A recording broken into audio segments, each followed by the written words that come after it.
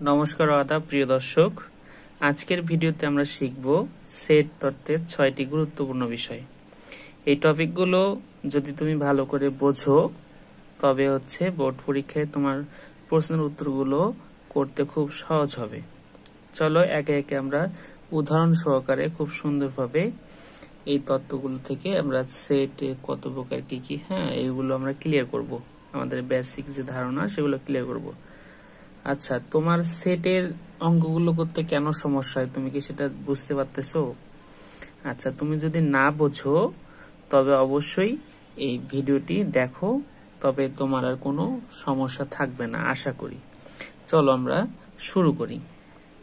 প্রথমে আমরা আসবো কিসে, দেখো সেটের যে সেট কত প্রকারে শ্রেণীবিন্যাস যেটা, সেটা আমরা প্রথমে আসবো কি সসীম সেটে। সসীম সেট, আচ্ছা এটাকে ইংরেজিতে কি বলে? ফাইনাইট সেট, ঠিক আছে। আচ্ছা এখন দেখো আমরা হাতে কলমে শিখবো। যে সেটের উপাদান সংখ্যা গণনা করে নির্ধারণ করা যায় তাকে সসীম সেট বলে। তাহলে কি, যে সেটের উপাদান সংখ্যা গণনা করা যায় তাই কি সসীম সেট, ঠিক আছে। তাহলে তুমি যেটা গণনা করতে পারবা সেটা সসীম সেট।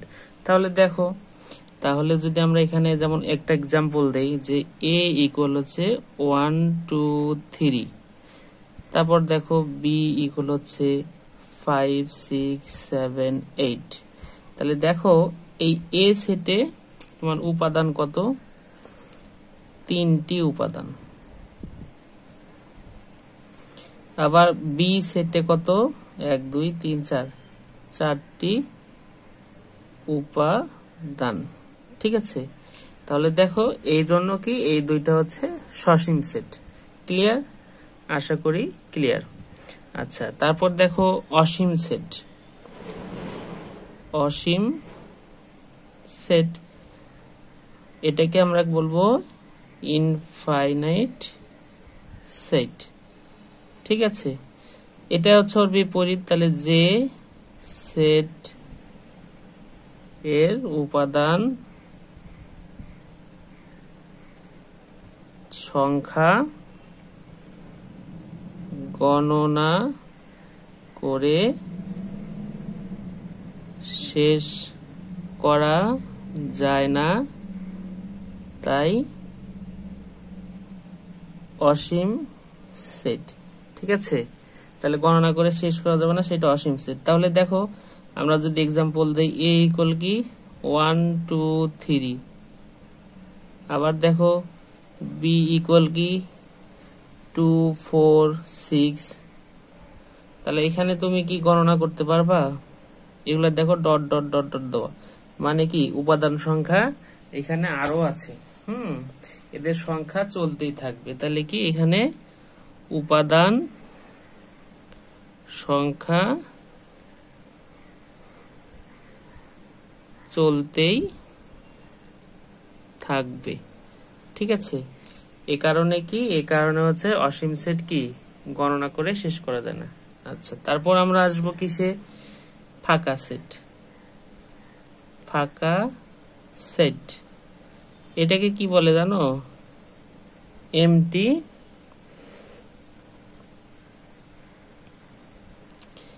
সেট, অথবা তুমি এটাকে নাল সেটও বলতে পারো, ঠিক আছে। তাহলে যে সেটের উপাদানই নাই, যে সেটের কোনো উপাদান নাই সেটা ফাঁকা সেট। তাহলে যে সেটের কোনো উপাদান নেই সেই সেটই ফাঁকা সেট, ঠিক আছে। তাহলে যে সেটের কোনো উপাদান নেই সেই সেটই ফাঁকা সেট। আমরা এখানে যদি একটা এক্সাম্পল দেই, দেখো যে একটি মাদ্রাসাতে একটি, এটা এক্সাম্পল, ঠিক আছে। একটি মাদ্রাসা, হ্যাঁ এটা হচ্ছে মহিলা মাদ্রাসা, মহিলা মাদ্রাসাতে ধরো 3 জন ছাত্র পড়ে। তাহলে এখানে কি সেট কি, এই সেটটি হচ্ছে ফাঁকা। কেননা দেখো মহিলা মাদ্রাসাতে কি ছেলে পড়ে না, তাহলে ছেলের সংখ্যা ওখানে কি নাই, উপাদান নেই, তাহলে এটা ফাঁকা। আবার যদি আরেকটা এক্সাম্পল দেই, আরেকটা এক্সাম্পল দেখো যে কোন পরীক্ষায়, এটা একটা সেট ধরো, কোন পরীক্ষায় গণিতে 100-তে 105 পেয়েছে 4 জন ছাত্র, তাহলে এটা কি সেট? তাহলে 100-তে কখনো 105 পায় না। কোন পরীক্ষাতেই যেটা নাম্বার দেওয়া থাকে, যেটা নির্দিষ্ট নাম্বার দেওয়া থাকে, সেই নির্ধারিত নাম্বারের মধ্যেই সেখানে কি করতে হয়, সেখানে মূল্যায়ন করে, কখনোই তার অতিরিক্ত নাম্বার অ্যাড হয় না। তাহলে দেখো 4 জন যে পেয়েছে, তাহলে কি ওরা কখনো পাবে 105? কখনোই পাবে না। এখানে এটা হচ্ছে ফাঁকা সেট। আশা করি বুঝেছো। এগুলো কিন্তু খুব গুরুত্বপূর্ণ, বুঝছো? তুমি যদি এগুলো না বোঝো তবে কিন্তু তুমি সামনে যে অঙ্কগুলো আসবে সেখানে কিন্তু তুমি কি করতে পারবা না, ভালো করে পারফরমেন্স করতে পারবা না। ঠিক আছে? আচ্ছা, গুরুত্বপূর্ণ বিষয় একটা আছে এখানে, যে গুরুত্বপূর্ণ বিষয় সেটা কি, ফাঁকা সেট সবসময় কি সব সেটেরই উপসেট হয়।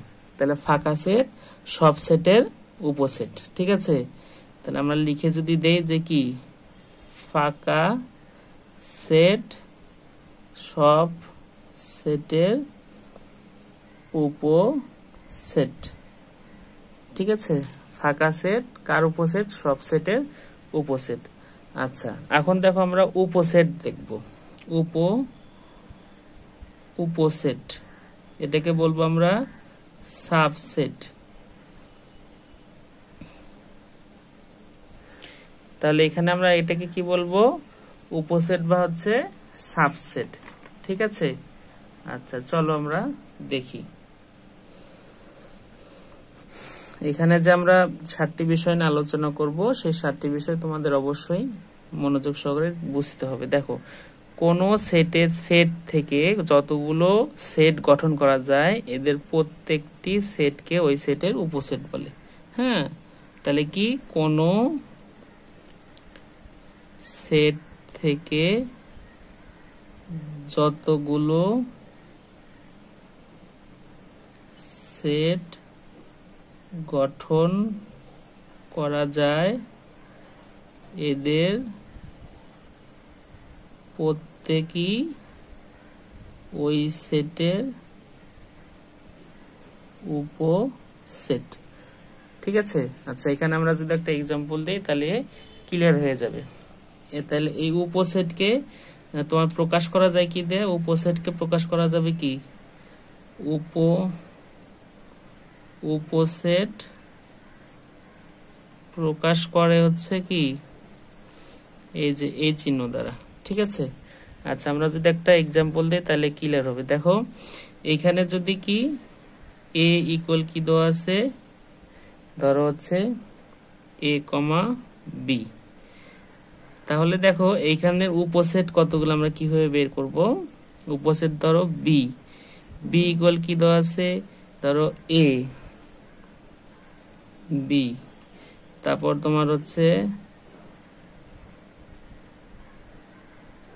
এ বি, তারপর ফাঁকা সেট। ঠিক আছে? এই যে তোমার কি দেখো, এই এ বিটা এর ভিতর আছে, এ এর ভিতর আছে, বি এর ভিতর আছে, ফাঁকা সেট প্রত্যেকটা সেটের উপসেট হিসেবে এখানে আছে।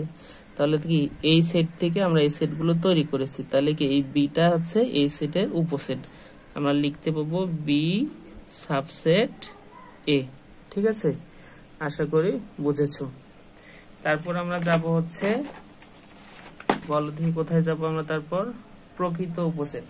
আচ্ছা, এখানে দুইটা কথা আছে, কথা দুইটা প্রত্যেকটা সেট নিজেও নিজের উপসেট। ঠিক আছে? আবার যে কোনো সেট থেকে ফাঁকা সেট গঠন করা যায়। এই দুটো মনে রাখবা, যে কোনো সেট থেকে ফাঁকা সেট গঠন করা যায়। হ্যাঁ, প্রকৃত উপসেট কি? প্রকৃত উপসেট এটা কি বলতো? ইংরেজির নাম হচ্ছে প্রপার সাবসেট। ঠিক আছে, প্রকৃত উপসেট বলতে ধারণা আছে কি তোমাদের? যদি থেকে থাকে তবে অবশ্যই কমেন্টে জানাবা যে কোন সেট থেকে গঠিত উপসেটের মধ্যে কোন সেট থেকে গঠিত উপসেট এর মধ্যে যে উপসেট গুলো উপাদান সংখ্যা প্রদত্ত সেটের থেকে অর্থাৎ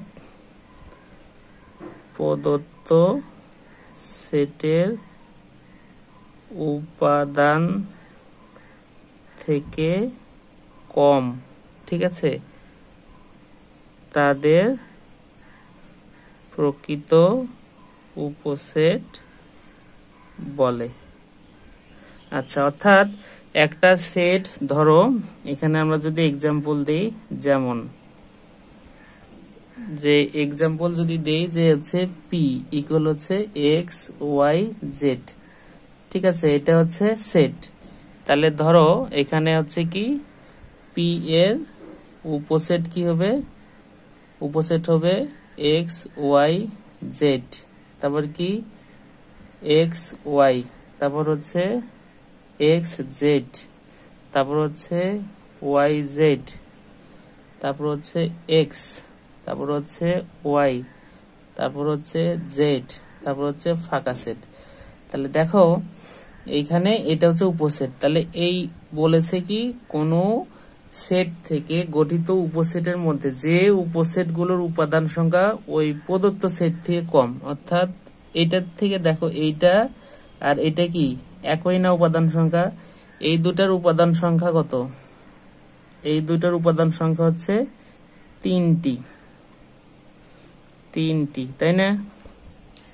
তাহলে যেহেতু এই দুটোর উপাদান সংখ্যা এক, তাহলে এই দুটা বাদ, এই দুটা বাদে প্রকৃত উপসেট কয়টা? তাহলে একটা, দুইটা, তিনটা, চারটা, পাঁচটা, ছয়টা, সাতটা, ঠিক আছে। তাহলে যেটার উপাদান সংখ্যা শুধু মিলে যাবে সেটা বাদ হবে, বাকিগুলো ওইটার হচ্ছে প্রকৃত উপসেট, ঠিক আছে। আচ্ছা, তারপর আমরা সেটের সমতা দেখব। কি দেখব? সেটের সমতা। এটা কি? ইকুইভ্যালেন্ট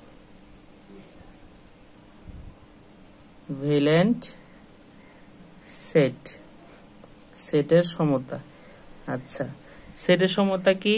যে দুইটা সেটের উপাদান যদি একই হয় সেই দুটাকে সেট সমান বলে। সেই দুইটা সেট হচ্ছে সমান। দুইটি সেটের উপাদান একই হলে সেট দুইটি সমান, ঠিক আছে, এটা মনে রাখবা। সমতা মানে সেখানে কি সমান, সেটা হচ্ছে সমান। সমতা মানে সেটা হচ্ছে সমান। দেখো আমরা যদি এক্সাম্পল দেই, যেমন ধরো এ ইকুয়াল দেওয়া হয়েছে 1 2 3 আর বি ইকুয়াল দেওয়া হয়েছে 3 2 1। তাহলে দেখো এখান থেকে আমরা কিন্তু এ ইকুয়াল বি লিখতে পারবো, অর্থাৎ এ দুটো কিন্তু সমান। দেখো এখানে 1 2 3 উপাদান এক, তিনটা উপাদান তিনটা, আবার দেখো একই উপাদান 1 2 3, এখানে কি 1 2 3, শুধু কি ক্রমের পরিবর্তন হয়েছে। ক্রমের পরিবর্তন হলে কোনো সমস্যা নেই। ক্রমের পরিবর্তন অথবা যদি কোনো উপাদান যদি রিপিট থাকে অর্থাৎ পুনরাবৃত্তি থাকে, সেক্ষেত্রেও কি উপাদান সংখ্যা কিন্তু সমানই বলা চলে, ঠিক আছে। যেমন দেখো যে এ ইকুয়াল হচ্ছে 3 5 7, আবার দেখো বি ইকুয়াল হচ্ছে কত 5 3 3 7। এখানে দেখো তোমাকে লক্ষ্য করতে হবে 3 5 7, এখানে 3 5 7 দুইটার মধ্যে আছে কিনা। যদি কোনো উপাদান রিপিট হয়, কোনো সমস্যা নাই, সেটাও আমরা কি সমানভাবে ভাববো। সেই সেটটাও আমরা কি লিখতে পাবো, এ ইকুয়াল বি লিখতে পাবো। ঠিক আছে, এটা আমরা লিখতে পাবো, কারণ এখানে সংজ্ঞাতে বলা আছে যে সেটের উপাদানগুলোর ক্রম বদলালে বা কোনো উপাদান যদি পুনরাবৃত্তি করা হয় সেখানে সেটের কোনো পরিবর্তন হবে না। অর্থাৎ ক্রম বা কি পুনরাবৃত্তি হলেও সেট সমান থাকবে। হ্যাঁ, ঠিক আছে। আচ্ছা, আর একটা আমরা লাস্টেরটা পার্ট দেখবো, যেটা যে সেটের অন্তর অথবা এটা কি ডিফারেন্স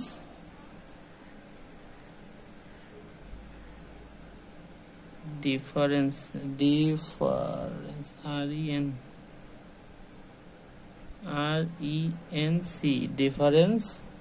অফ সেট। আচ্ছা, এই ডিফারেন্স বানানটা আমার সবসময় উল্টোপাল্টা হয়। হ্যাঁ, এই কারণে এখানে উল্টোপাল্টা হয়েছে। আচ্ছা, আশা করি তোমাদের হবে না কখনো। এখানে দেখো যে ডিফারেন্স অফ সেটটা কি, সেট যেমন ধরো যে সেট এ অন্তর বি। ঠিক আছে, এটাতে কি বোঝাবে যে এতে যে উপাদান আছে, হ্যাঁ, কিন্তু বিতে তা নেই। ঠিক আছে। আচ্ছা, তাহলে এখানে আমরা উদাহরণ যদি দেই তাহলে ক্লিয়ার হবো। দেখো যে হচ্ছে এ ইকুয়াল এখানে দেয়া আছে কি 1 2 3 4 5, আর বিতে দেয়া আছে কি 3 5। ঠিক আছে, তাহলে আমরা যদি এটার অন্তর ঘটাই, হ্যাঁ, তাহলে আমরা কি লিখতে পাবো যে 1 2 3 4 5 অন্তর 3 5।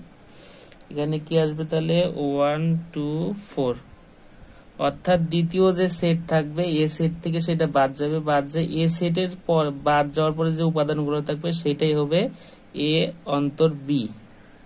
ঠিক আছে, সেটাই হবে এ অন্তর বি।